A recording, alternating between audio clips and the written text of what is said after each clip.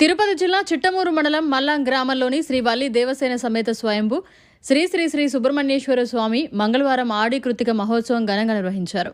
ఈ కార్యక్రమాన్ని ఆలయ చైర్మన్ చిల్లకూరు సాయికుమార్ రెడ్డి ఆధ్వర్యంలో స్వామివారికి పాలాభిషేకం, పుష్పయాగం, అష్టోత్తర కలశాభిషేకం, 108 కలశాలతో స్వామివారికి అభిషేకం నిర్వహించారు. పల్లంపర్తి శ్రీనివాసులరెడ్డి దంపతులు ఉభయకర్తలుగా స్వామివారి శాంతి కళ్యాణం వైభవంగా నిర్వహించారు. భక్తులకు అన్నదాన కార్యక్రమం నిర్వహించారు. ఆడి కృతిక మహోత్సవానికి దూర ప్రాంతాల నుంచి సైతం భక్తులు హాజరై తీర్థ ప్రసాదాలు స్వీకరించారు. టీడీపీ నాయకులు దువ్వూరు జనార్దన్ రెడ్డి స్వామివారిని దర్శించుకున్నారు. వల్లి దేవసేన సమేత సుబ్రహ్మణ్యేశ్వర స్వామి యొక్క ఉత్సవాలు అత్యంత వైభవంగా జరుగుతూ ఉన్నాయి.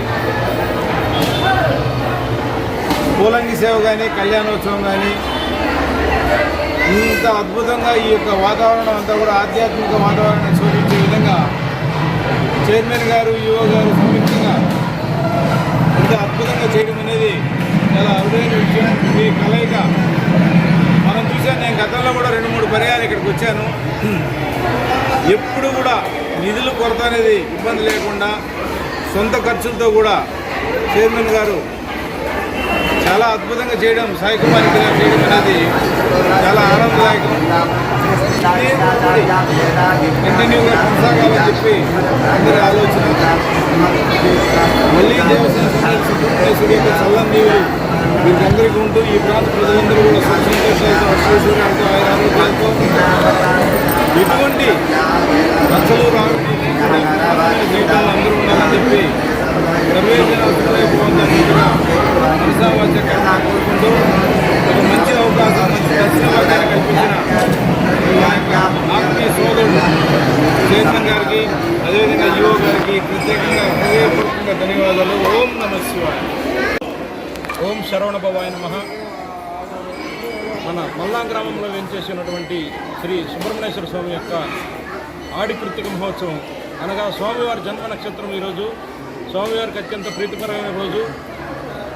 ఈ రోజున అత్యధిక సంఖ్యలో మన రాష్ట్రం నుంచే కాక ఇతర రాష్ట్రాల నుంచి, నలుమూలల నుంచి కూడా వచ్చిన భక్తులు మా స్వామివారిని దర్శించుకోవడం జరిగింది. వారందరూ కూడా ఇక్కడ ఏర్పాట్లు కానీ ఇక్కడ ప్రత్యేకంగా ఈసారి 108 కలశాలతో అభిషేకం, పంచామృతాభిషేకం, పుష్పయాగం చేయడం జరిగింది. దీంతో పాటు శాంతి కళ్యాణం కూడా చేయడం జరుగుతుంది.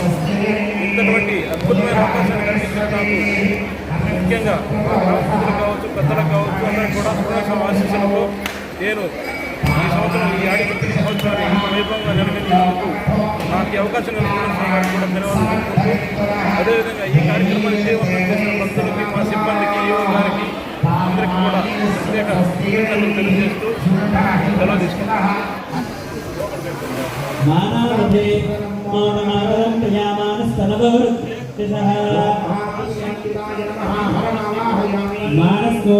మరిన్ని అప్డేట్స్ కోసం మన HN9 టీవీ ఛానల్ ని సబ్స్క్రైబ్ చేసుకోండి.